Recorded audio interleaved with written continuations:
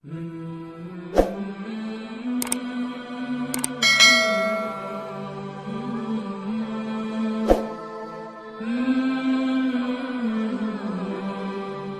بنایا۔ سیرت کے کتابوں میں یہ لکھا ہے کہ اللہ کے نبی ایک مرتبہ غمزدہ بیٹھ گئے۔ کیوں غمزدہ بیٹھے؟ 4 بنی اسرائیل کے نبیوں کا تذکرہ دیکھا۔ کسی نے 500 سال عبادت کی، کسی نے 1000 برس عبادت کی، کسی نے 200 برس عبادت کی۔ حضور دیکھے تعجب کیے، یا اللہ یہ 500 سال عبادت کی ہے، 1000 سال عبادت کی، میری امت تو 60 کی 70 سال کی ہوگی، کیسی عبادتوں میں برابری کرے گی؟ اب اللہ کے نبی کو رنج ہو گیا۔ اللہ تعالیٰ نے آپ کے رنج دور کرنے کے لیے فوراً جبرائیل امین علیہ السلام کو اتارا اور کہا میرے نبی کو سلام کہو، اور سورہ قدر جبرائیل امین لے کر آئے اور کہا اللہ نے تمہیں سلام کہا، اور یہ کہا کہ اِنَّا أَنزَلْنَاهُ فِي لَيْلَةِ الْقَدْرِ وَمَا أَدْرَاكَ مَا لَيْلَةُ الْقَدْرِ۔ اے میرے پیارے، آپ کیوں ناراض ہے؟ ہم نے تو قرآن شب قدر میں اتارا ہے۔ اے میرے پیارے نبی، تم جانتے ہیں کہ شب قدر کیا ہے؟ وما ادراک ما لیلۃ القدر، لیلۃ القدر خیر من الف شہر۔ اے میرے پیارے نبی، لیلۃ القدر 1000 مہینوں سے بڑھ کر ہے۔ تمہارا امتی اگر ایک رات زندگی میں ملے اور وہ عبادت میں گزار دے، 2 آنسو ٹپکا دے، اے میرے نبی، وہ 4 بنی اسرائیل کے نبی ہیں، انہوں نے 1000 برس عبادت کی ہے۔ تمہارے امتی کو شب قدر کی 2 رکعت پہ 1000 برس کی عبادت کا ثواب دے دوں گا۔ میرے نبی رنج مت کرو، تکلیف اور امت کا غم مت کرو۔ وما ادراک ما لیلۃ القدر، لیلۃ القدر خیر من الف شہر، 1000 مہینوں سے بڑھ کر ہے۔ تنزل الملائکۃ والروح فیہا، اس رات جبرائیل امین اترتے ہیں، امر خیر کو لے کر آتے ہیں۔ اللہ تعالیٰ جبرائیل کو اتارتا ہے، اکیلے جبرائیل نہیں اترتے ہیں، جبرائیل فرشتوں کے جمگھٹے میں آتے ہیں۔ کروڑوں فرشتے آج زمین پر آ گئے ہیں جبرائیل امین علیہ السلام کے ساتھ میں۔ جبرائیل علیہ السلام ایسے حالت میں آتے ہیں کہ ان کے ہاتھ میں سبز جھنڈا ہوتا ہے اور وہ کعبے کے اوپر نصب کر دیتے ہیں، اور وہاں سے جبرائیل فرشتوں کو حکم دیتے ہیں روح زمین پر پھیل جاؤ، اللہ کے نبی کے امتی جہاں ذکر کر رہے ہیں، عبادت کر رہے ہیں، تلاوت کر رہے ہیں، وہاں جاؤ، ان کو سلام کرو اور ان سے مصافحہ کرو۔ آج تو جبرائیل بھی آیا ہے، آج تو مقرب فرشتے بھی آئے ہیں اس امت کو سلامی دینے کے لیے۔ علماء نے یہ لکھا ہے کہ فرشتوں کو اللہ اس لیے اس امت کے بعد بھیجتا ہے کہ انہوں نے انسان کے پیدائش کے وقت اعتراض کر دیا تھا کہ یہ زمین میں جا کے جھگڑے فساد کریں گے، لڑیں گے، مریں گے، تو اللہ نے کہا تھا نحن نسبح بحمدک، فرشتوں نے کہا ہم تیرا ذکر کرتے ہیں، انسان کو کیوں بناتا ہے؟ زمین میں فساد کرے گا، گناہ کرے گا۔ اللہ نے کہا قال انی اعلم ما لا تعلمون، میں جو جانتا ہوں فرشتوں تم نہیں جانتے ہیں، جاؤ جس بندے کے پیدائش پر تم نے اعتراض کیا تھا اب وہ میرے سامنے لیلۃ القدر میں کھڑا ہے، تم سلام کرو اور مصافحہ کرو اس سے۔ تو مصافحہ کرتے ہیں اور اس کے لیے دعائے مغفرت کرتے ہیں، اور یہ طلوع فجر تک سلام ہی حتی مطلع الفجر، وہ رات سلامتی ہے طلوع فجر تک، مغرب سے فجر تک سراپا سلامتی ہے۔ اب فرق یہ ہے کہ شب قدر کون سی رات ہے؟ نبی نے اور اللہ نے اس کو چھپا دیا ہے، یہ کہا کہ تم تلاش کرو شب قدر، ڈھونڈو کہ ڈھونڈنے والوں کو مل جاتی ہے۔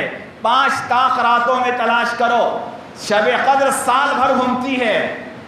سیدنا عبد القادر جیلانی رحمۃ اللہ علیہ نے غنیۃ الطالبین میں لکھا ہے جو تہجد کا پابند ہوتا ہے، روزانہ رات میں 2 رکعت تہجد پڑھ لیتا ہے، ضرور شب قدر اس کو مل جاتی ہے، چاہے وہ رمضان میں آئے کہ شعبان میں آئے۔ کبھی شب قدر شعبان میں بھی آتی ہے، کبھی شب قدر رجب میں بھی آ جاتی ہے۔ لیکن سب سے زیادہ شب قدر رمضان کے آخری عشرے میں آتی ہے۔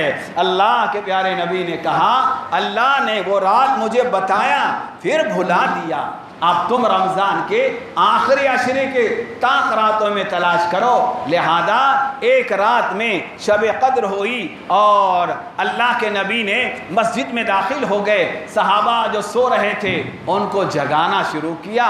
ایک صحابی سوئے جاگے نہیں تو حضرت علی رضی اللہ تعالیٰ عنہ کو حضور نے فرمایا دیکھو ان کو بھی جگا دو، تو علی رضی اللہ عنہ نے ان کو جگایا اور کہا بھائی وضو کر لو، تو حضور کے پاس آئے اور کہا یا رسول اللہ آپ نے کیوں نہیں جگایا ان کو، آپ تو خیر کی طرف بلانے والے ہیں۔ تو حضور نے فرمایا علی رضی اللہ تعالیٰ عنہ سے علی وہ میں نبی ہوں، اللہ کا نبی ہوں، وہ نیند میں سو رہا تھا، اگر میں اس کو جگاتا اور میرے جگانے پر اگر وہ انکار کر دیتا تو کافر ہو جاتا۔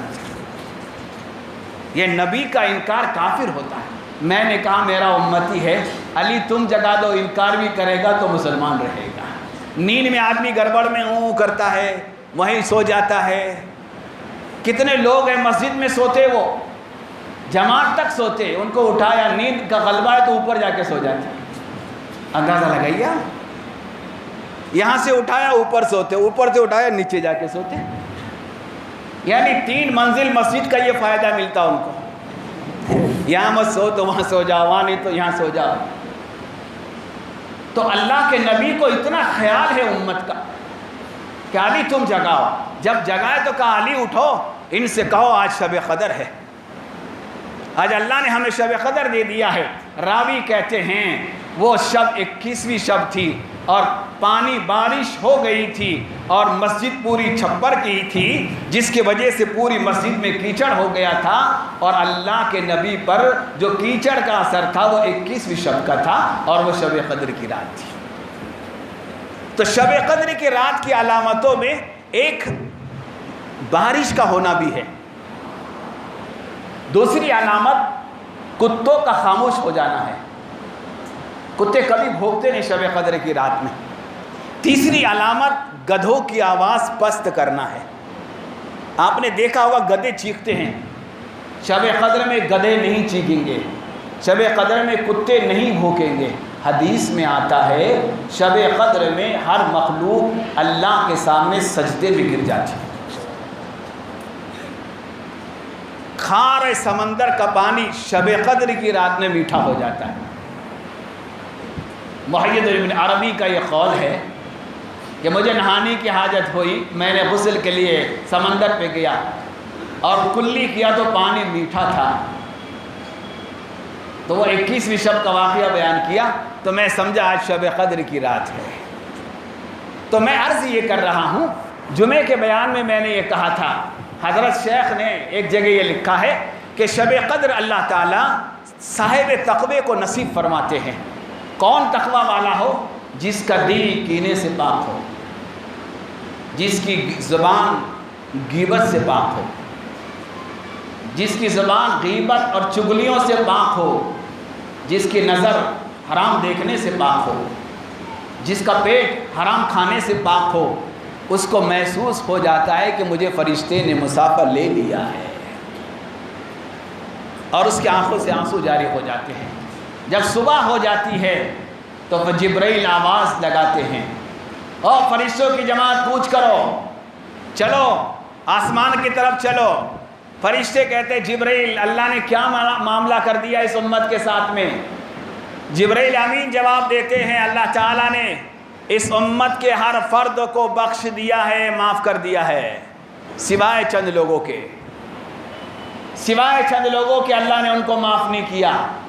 فرشتوں نے کہا جبرائیل وہ کون ہیں؟ تو حدیث کی روایت میں ہے جبرائیل امین علیہ السلام یہ کہتے ہیں کہ سب کو معاف کیا اللہ نے، چند لوگ ہیں جو اللہ نے اس رات میں ان کو چھانٹا ہے، جن کی گناہوں کی نحوست سے اللہ نے ان کو معاف نہیں کیا ہے، وہ ہے رشتے ناتوں کو توڑنے والا، شراب کا پینے والا، ماں باپ کی نافرمانی کرنے والا، حسد کا رکھنے والا، اور سب سے بڑا غیبت کا کرنے والا۔ تکبر کرنے والا، ٹخنوں سے نیچے پیجامہ پہننے والا، یہ چند ایسے عمل ہے. دیکھو میرے بھائی، جیسے زنا کرنا حرام ہے نا، اس سے بھی زیادہ گناہ غیبت کرنے کا ہے. زنا سے آدمی کتنا گندا ہوتا ہے. حدیث میں آتا ہے الغیبت اشد من الزنا، غیبت زنا کرنے سے بڑھ کر ہے. اور یہ بخاری کی حدیث ہے، کوئی چھوٹی کتاب کی حدیث نہیں.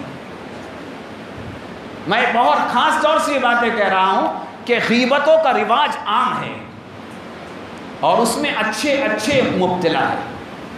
کیا نمازی ہے، مسجدوں میں بیٹھنے والے، وہ حلقہ جو دیندار سمجھا جاتا ہے، غیبتوں کی وجہ سے لوگوں کے دلوں کو توڑا جاتا ہے. غیبتوں کی وجہ سے ان کے عزتوں پہ حملے کیے جاتے ہیں. الغیبت اشد من القتل، پیارے نبی نے کہا غیبت تو قتل سے بڑھ کر ہے. ویل لکل ہمزہ، یہ قرآن کی صورت ہے. بڑی خرابی ہے اس کے لیے جو پس پشت عیب نکالتا ہے، یعنی پیٹھ کے پیچھے غیبت کرتا ہے. بڑے ہوش کی ضرورت ہے، ورنہ نماز سب ایک کونے میں پھینک دی جائے گی، سارے خیر کے کام پھینک دیے جائیں گے. پیارے نبی آقا رحمت نے فرمایا میرے امتی اتنے نیک عمل لے کر آئیں گے قیامت کے دن کہ اگر احد پہاڑ پہ رکھے تو وہ دب جائے گا. اتنے نیک عمل لائیں گے، تہجد، ذکر، تلاوت، نماز، زکوٰۃ، سخاوت سب لے کر آ جائیں گے. اتنا وزن ان کے نیکیوں کا ہوگا کہ احد پہاڑ پہ رکھے تو دب جائے گا. لیکن پیارے نبی نے کہا ان کی زبان سے ایک مرتبہ کسی کی غیبت کر لی، ساری نیکیاں کل عدم ہو جائے گی، خالی ہاتھ ہو جائے گا. اس لیے اس رات میں ان اعمال سے محاسبہ کرے، ٹٹولے، اپنے آپ کو جانچے، دل میں جھانکے. اپنے آپ کو ہم ولی سمجھ رہے ہیں لیکن کتنی گندگی میں ہم ڈوبے ہوئے ہیں، ہم اپنے آپ کو جانچ کریں. امام غزالی رحمۃ اللہ علیہ نے اپنی کتاب منہاج العابدین میں لکھا ہے، میرے محبین یعنی ان کے مریدوں سے خطاب کر رہے ہیں اور کہہ رہے ہیں میرے پیارے، اپنی زبان کو غیبت سے پاک کر، اپنی آنکھوں کو حرام دیکھنے سے پاک کر، اپنی زبان کو جھوٹ سے پاک کر اور اپنے کانوں کو غیبت سننے سے پاک کر. اللہ تجھے اپنا ولی بنا لے گا. جیسے غیبت کا کرنا حرام، اس کا سننا بھی حرام. یہ جو مزے لے لے کر غیبت سنتے ہیں نا، آج توبہ کی ضرورت ہے. اللہ کے نبی نے فرمایا ایک زمانہ آئے گا جھوٹے لوگ پیدا ہو جائیں گے، ان کا کام جھوٹ پھیلانا ہوگا، ان سے بچنا. تو صحابی معاذ نے کہا یا رسول اللہ کیا، کیسے بچے؟ کہا گھر کے پیبند بننا، اپنے گھروں میں بیٹھ کر چٹائیوں پہ بیٹھ جانا، باہر نہیں نکلنا. وہ فتنوں کا زمانہ ہوگا، جہاں بیٹھیں گے تمہیں غیبت سننے کو ملے گی تو تم گناہگار ہو جائیں گے، لہٰذا تم اپنے گھر کے پیبند بن جانا. خیر سے رہنا چاہتے ہیں تو گھروں میں رہو. یہ نکڑوں پہ بیٹھ کر، یہ چوراہوں پہ بیٹھ کر، 4-4 مل مل کر ایک ٹاپک کو چھیڑنا اور غیبتوں کا انبار لگا دینا اور لوگوں کے دلوں کو غیبتوں کے ذریعے ذلیل کر دینا، ٹھیس پہنچا دینا، سارے اعمال کو ضائع کرے گا. وہی شب برات کی رات میں جو حدیث ہے کہ اللہ اس رات میں بھی ان کو الگ کرتا ہے، آج کی رات میں بھی ان کو الگ کر دیتا ہے. لیکن نبی نے کہا جب تک کہ وہ توبہ نہ کرے. توبہ کا دروازہ تو کھلا ہے نا بھائی، اور اللہ تو 70 ماہوں سے زیادہ پیار کرنے والا ہے نا.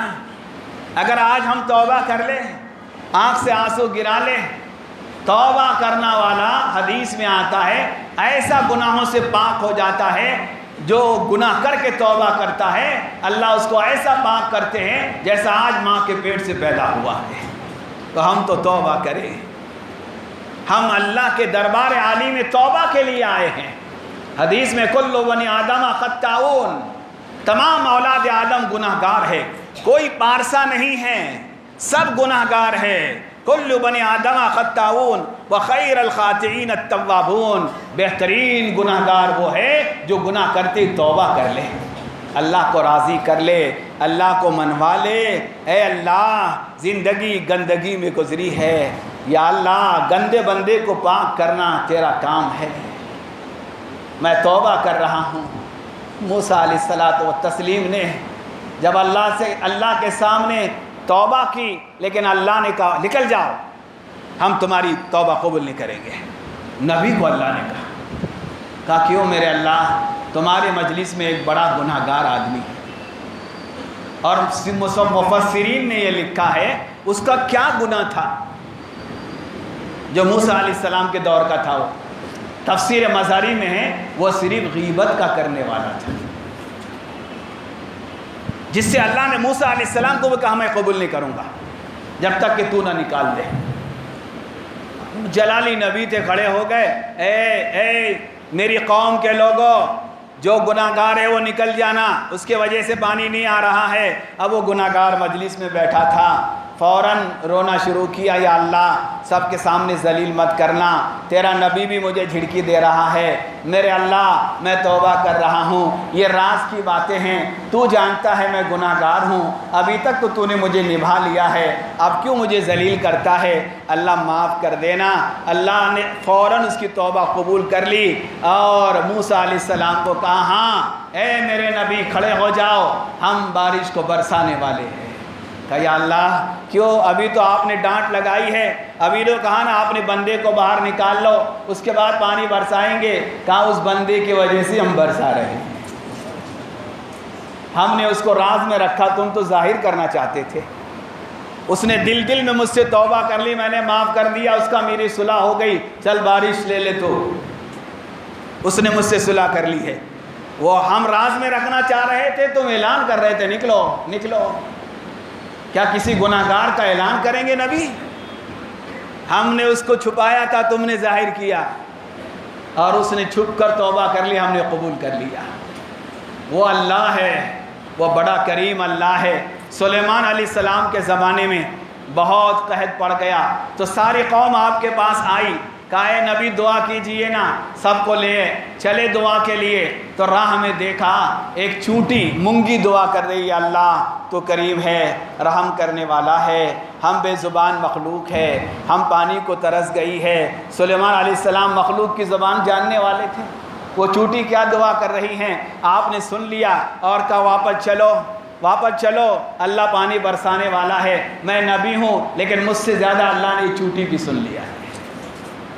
اس نے اوپر دیکھا پانی برسنا شروع ہو گیا، تو علماء نے لکھا ہے یہ وہی چونٹی تھی جو سلیمان علیہ السلام کا تخت اڑ رہا تھا، تو اسی چونٹی نے کہا تھا یا ایھا النمل ادخلوها مساکنکم، اے میری چونٹی بہنوں اپنے بلوں میں گھس جاؤ، سلیمان کا لشکر آ رہا ہے، بے خبری میں تمہیں کچل دے گا۔ یہ وہی چونٹی تھی جو اللہ سے دعا کر رہی تھی کہ اللہ برسا دینا، تو سلیمان علیہ السلام نے کہا بس اللہ نے کام کر دیا ہے، بے زبان مخلوق کی سن لیا ہے، جو بے زبان مخلوق کی سنتا ہے کیا اللہ ہماری نہیں سنے گا؟ توبہ کرنا شرط ہوتا ہے، اس لیے یہ گندے گناہ ہے، جھوٹ ہے، غیبت ہے، شراب پینا ہے، زنا ہے، رشتے کا توڑنا ہے، حسد کا کرنا ہے۔ ہم سب مل کر اس سے توبہ کریں، اللہ بڑا کریم ہے، اللہ بڑا غفور ہے۔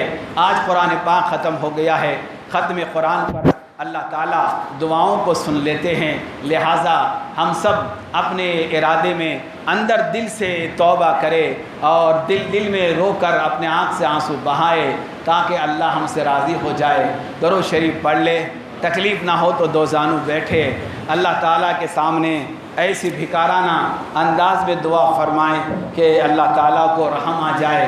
پوری امت بڑی پریشان ہے، عجیب حالات میں ہیں، سارے جوان بزرگ اور ہمارے معصوم بچے اور ہمارے اعتکاف والے حضرات، یہ سب سے درخواست ہے کہ وہ اپنے دل کو اللہ کی طرف متوجہ کرے۔ ایک نہیں ہزاروں ایسے سینکڑوں چٹھیاں آئی ہیں جو بیماروں کی شفا کی درخواست ہے، اور ایک جوان کی چٹھی آئی ہے جو ابھی مرحوم ہو گیا ہے، حاجی مستان کا بیٹا